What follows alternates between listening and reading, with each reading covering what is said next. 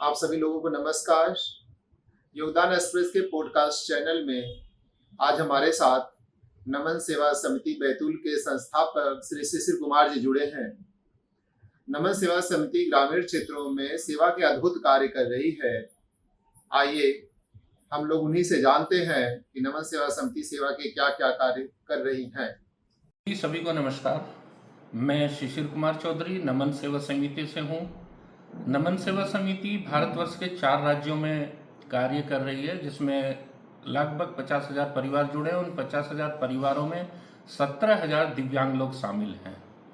ये एक volunteers based model है और इस मॉडल में गांव से लोग निकल के आते हैं, ग्रामीण निकल के आते हैं। इसमें महिला, पुरुष, किसान सब लोग निकल के आते हैं। यहाँ वॉलेंटियर्स की ट्रेनिंग होती है, वो ट्रेंड होते हैं। जिनको एग्री सेक्टर में जाना है वो एग्री सेक्टर में चले जाते हैं, जिनको नॉन एग्री सेक्टर में जाना है वो उसमें चले जाते हैं। तो इसमें जो एग्री सेक्टर में जा रहे हैं वो लोग मिलके एफपीओस बनाते हैं, फार्मर्स फेडरेशन बनाते हैं और मुख्यतः वो जैविक खेती कर रहे हैं। जो लोग नॉन फार्म सेक्टर में जा रहे हैं वो महिलाएं हैं मोस्टली, और वो अपनी समूह बनाते हैं। समूह के बाद अपनी कोऑपरेटिव्स बनाती हैं, और ये कोऑपरेटिव सोसाइटीज और ये एफपीओ दोनों रजिस्टर्ड होते हैं और ये इंडिपेंडेंट कैपेसिटी में फंक्शन करते हैं। तो इस तरह से अभी तक ऐसी 16 संस्थाएं हैं पूरे भारतवर्ष में जो कि स्वतंत्र रूप से कार्य कर रही हैं, और उनके जो बोर्ड हैं, बोर्ड ऑफ डायरेक्टर्स हैं, उसमें सारे किसान हैं या महिलाएं हैं। नमन सेवा समिति उन 16 संस्थाओं में किसी भी रूप में उनके बोर्ड में, उनके स्टाफ में किसी भी तरह से शामिल नहीं है। नमन सेवा समिति से जुड़ने के लिए, क्योंकि नमन सेवा समिति एक टेक्निकल एजेंसी है जो कि एफपीओस को, कोऑपरेटिव्स को विभिन्न क्षेत्रों में कार्य करने के लिए फैसिलिटेट करती है।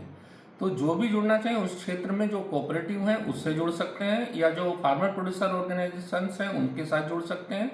और इसमें बहुत सारे आयाम हैं। अगर हम बात करें महिलाओं की, तो उनकी ऑफ फार्म बेस्ड बहुत सारी एक्टिविटीज़ हैं, चाहे वो ट्रेडिंग हो, चाहे वो पिटी शॉप हो, बहुत सारे तरह की पिटी शॉप्स हैं, या फिर ऑटोमोबाइल सेक्टर है, या कुछ महिलाओं ने मिलके कुछ ऑटो भी लिए जो चला रही हैं, कुछ महिलाओं ने तो ट्रक खरीदे हैं जो ट्रांसपोर्ट सर्विसेज दे रहे हैं।